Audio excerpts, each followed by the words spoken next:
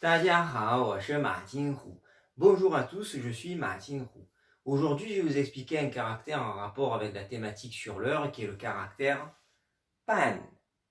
Pan. B-A-N. Pan. Bien, alors pas trop le prononcer le N, mais il faut quand même un peu l'entendre parce que moi, quand j'étais en Chine, souvent, je disais par exemple pas bien pan. Et je le prononçais pas assez, je disais presque pas bien pas. Et les Chinois pensaient qu'il était 8h08 au lieu de 8h30. Ils me disaient attention, il faut quand même un peu entendre le N. Donc pas bien, pan, pan. On entend quand même un peu le N. Avec le bon ton, bien sûr. Si on dit pan et qu'on ne prononce pas le N, c'est le chiffre 8. Donc, et demi, comme vous le voyez, bon, on va commencer par l'étymologie. Elle est assez simple. C'est la clé du mouton ou de la chèvre. Vous voyez les deux petites cornes. Ici, vous avez un peu l'horizontale pour les yeux, pour la hauteur du museau, et après la symétrie du visage.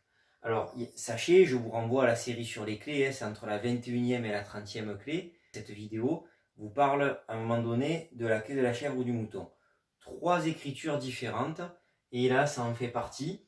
Alors ici, pourquoi il y a la clé de la chèvre ou du mouton? Il faut savoir qu'au niveau de la prononciation, pan, il y a le AN, et quand on veut prononcer la clé de la chèvre ou du mouton, même la chèvre ou le mouton, se prononce yang. Donc vous avez le AN ici, qui va vous donner le AN ici, au niveau de la prononciation phonétique. Après, ça n'a pas de rapport. Sachez après, au niveau de l'histoire, que c'est un caractère symétrique. Vous voyez, vous avez ici un trait en plein milieu, donc on peut le replier sur lui-même, donc c'est pour ça qu'il veut dire et demi. Et demi pour 8h30, alors on reste avec le 8. 8h30, ça donnerait pas pour le 8, pas bien, 8h, pan, et demi. Attention, c'est pas comme écart où il fallait mettre le chiffre 1, yik. Non, là il faut pas dire yipan, ça existait, je vais vous le montrer tout de suite, ça veut dire autre chose. Là pour dire 8h30, il faudra dire pas bien, pan. Donc il ne faut pas mettre le chiffre 1 devant, on dit 8h30.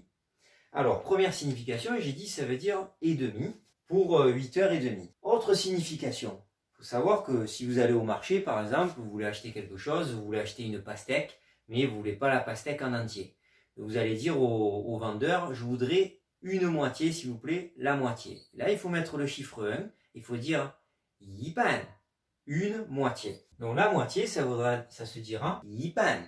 Ensuite, pour ceux qui ont déjà vu, puisque moi j'apprends souvent les compléments circonstanciels de temps, c'est-à-dire les moments de la journée avant l'heure, puisqu'on va les rajouter après à l'heure pour dire 8h30 du matin, 8h30 du soir. Vous avez la moitié de la nuit. Ça sera le mot minuit. Pan, ye. Moitié de la nuit égale minuit. Et après, comme vous avez déjà vu la date, nien, qui veut dire l'année, yue, qui veut dire le mois, pan nien, ça veut dire la moitié de l'année, donc 6 mois de l'année, et après, pan yue, la moitié du mois, donc 15 jours. Voilà les expressions qu'on pouvait voir avec le caractère pan.